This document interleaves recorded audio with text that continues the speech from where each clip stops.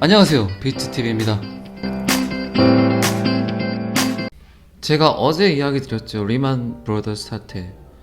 리만 브로더스 같은 경우는 정말 신뢰할 수 있는 제3자죠. 리만 브로더스에서 서프라임 모기지론을 정말 아무것도 없는 사람들, 아무것도 없는 능력이 없는 사람들에게까지 주택담보대출, 저신용자들에게 주택담보대출을 해줬죠. 이게 이제 시발점이란 얘기입니다. 왜 그랬을까요? 아파트 가격은 항상 오른다. 집값은 항상 오른다. 땅값은 항상 오른다. 근데 그들 생각하고 완전히 역변이 일어났죠. 주택 가격은 떨어지고 땅값은 떨어지고. 근데 이건 불법이 아닙니다. 분명히 각 국가마다 지급 준비율이란 걸 만들어서 고객의 돈을 은행은 어떻게든 돈놀이를 하라고 합법화 시켜놨기 때문입니다. 미국은 10% 정도, 우리나라는 7% 정도의 지급 준비율만 보관을 하게 되면 은행은 그걸 가지고 유용하게 돈놀이를 할 수 있습니다. 그러니까 이게 불법은 아니죠. 그런데 이게 국가가 아니라 일반인이라고 생각을 하면 어떻게 될까요? 계주가 있어요. 계주가 있는데 여행을 가자고 돈을 모았는데 이 5명이 돈을 모았는데 이 계주가 코인을 사버렸네. 그 돈을 가지고 그냥 비트코인이나 이더리움 사면 괜찮은데 그것도 아니라 똥코인을 산 거예요. 돈이 어떻게 됐겠어요? 다 사라졌겠죠.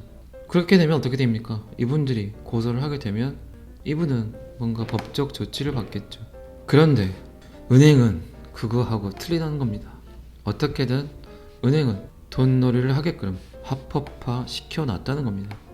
여러분들이 은행에 1억을 예금을 하게 되면 은행에 700만원 정도만 두고 나머지 9,300만원 정도는 은행이 마음대로 돈놀이를 해도 된다는 원리입니다. 자, 이렇게 해서 은행들은 고객의 돈을 그들의 판단대로 돈놀이를 할 수 있게 해놨습니다. 그러니까 1억이 10억 되는 건 몇 초도 안 걸리죠. 이게 여러분들 잘 아시는 통화 팽창. 어쨌든 사토시 나카모토는 이런 돈놀이가 싫었던 거죠. 왜 우리의 돈을 니네들 마음대로 돈놀이를 하냐 이겁니다. 돈놀이를 할 거면 제대로 하지. 그렇게 하지 못하고 수많은 사람들에게 피해를 주고 결국 그 피해는 나비 효과로 전 세계의 많은 은행들의 파산과 기업들의 파산을 몰고 왔죠. 지금까지 우리들이 믿고 있던 신뢰할 수 있는 제3자들의 횡포, 그들은 이런 식으로 부를 축적을 했던 겁니다. 우리가 모르는 사이에 굉장히 좋은 고급 정보와 수많은 데이터로 부를 잘 쌓아 나가다가 이런 실수를 하게 되죠. 그런데 국가 입장에서는 이렇게 큰 금융 지주 회사가 무너지게 되면 너무나 큰 일이 벌어지기 때문에 첫 번째 구제 금융을 해줍니다.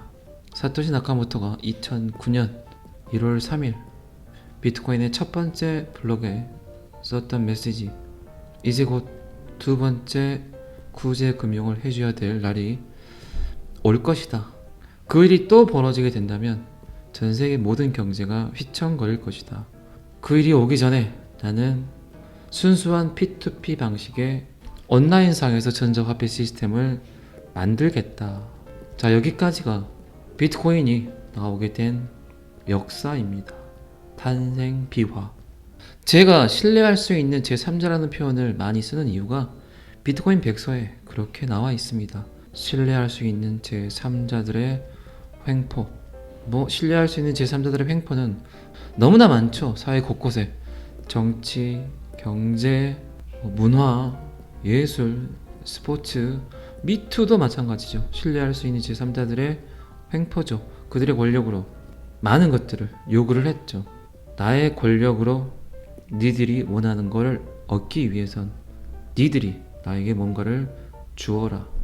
이게 결국은 우리들이 믿고 있던 권력층, 신뢰할 수 있는 제3자들의 횡포죠. 그래서 비트코인을 인간 존중, 그리고 공정, 공평, 그리고 진정한 민주주의라고 표현들을 많이 합니다. 중재자 없는 거래. 뭐 지금까지는 우리들이 은행이란 곳에 입금을 해서 내가 돈을 보낸 곳에 대한 중재를 해줬죠. 보증을 서줬죠. 그 데이터를 기록을 해줬고, 그런데 이렇게 은행이란 중재자가 없이 온라인 상에서만 이 데이터 하나로만 보증을 해주고 또 기록을 해준다는 게 그렇게 쉬운 일이 아닙니다. 근데 이거를 완벽하게 해놓은 게 비트코인, 블록체인, 전자화폐 시스템입니다.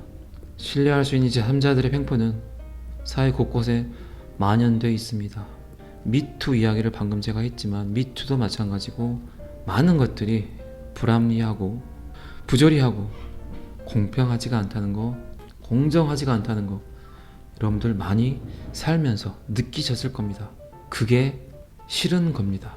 비트코인을 이해하기 전에 이 역사적 사건들, 배경들을 먼저 이해하신다면 충분히 그 이해도가 높으실 것 같아 제가 이야기를 드렸던 거고, 다음 영상부터는 이제 본격적으로 비트코인의 생성 원리, 블록체인의 생성 원리, 어떤 식으로 비트코인이 나오는가, 어떤 식으로 블록이 생성이 되는가, 그 블록 안에는 어떤 것들이 들어가 있는가, 이런 것들에 관한 이야기를 차근차근 해보도록 하겠습니다.